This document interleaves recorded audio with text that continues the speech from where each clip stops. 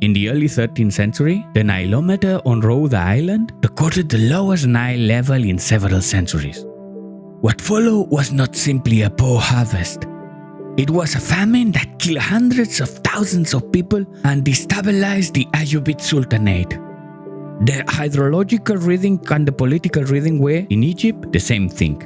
And they had been like this for more than 4,000 years.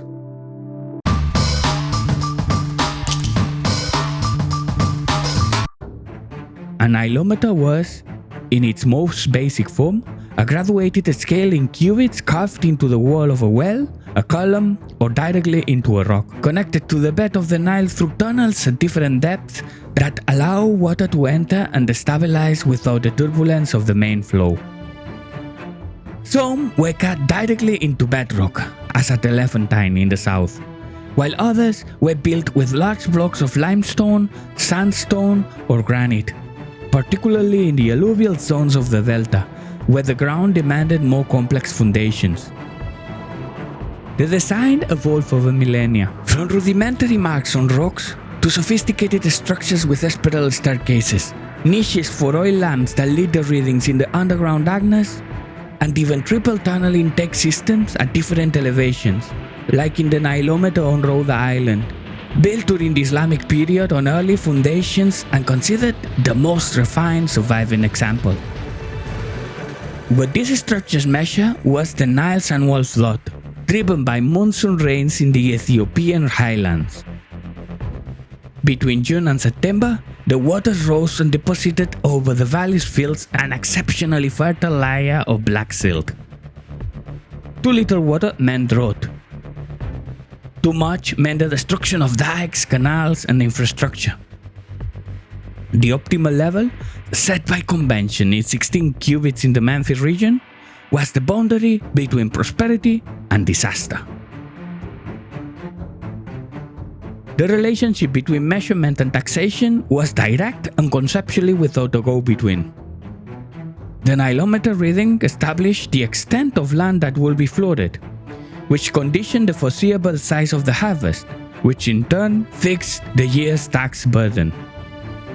The southern stations, like the one in Elephantine, sent the reading northward by messenger as the flood advanced, giving the palace weeks of anticipation to calculate revenues and prepare adjustments. When the level fell short, the administration reduced the burden on farmers. When it was optimal, it collected in full. The system was already operational in the earliest dynasties. The Palermo Stone, one of the oldest administrative documents known, recorded Nile level systematically alongside the great events of each reign, treating both that series as equally fundamental to the history of the state.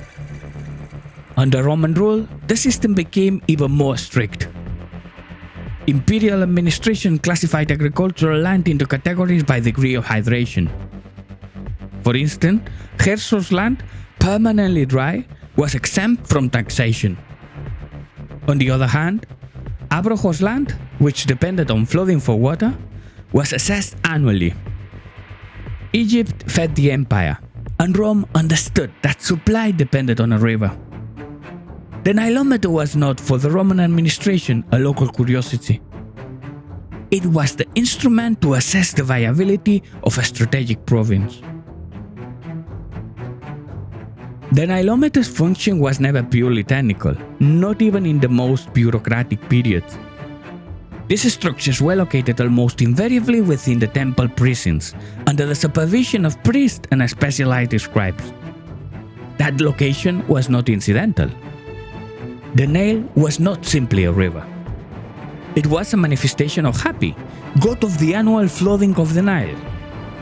This flood was interpreted as a recreation of the initial moment of creation, the very instant when the primordial hill rose from the water of Nun.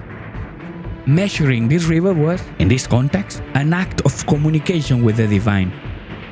The most important festivals in the Egyptian ritual calendar were synchronized with the Nilometer readings, and when the water reached 16 cubits, the celebrations were not only agricultural, because they were the confirmation that the cosmic order, Ma'at, held.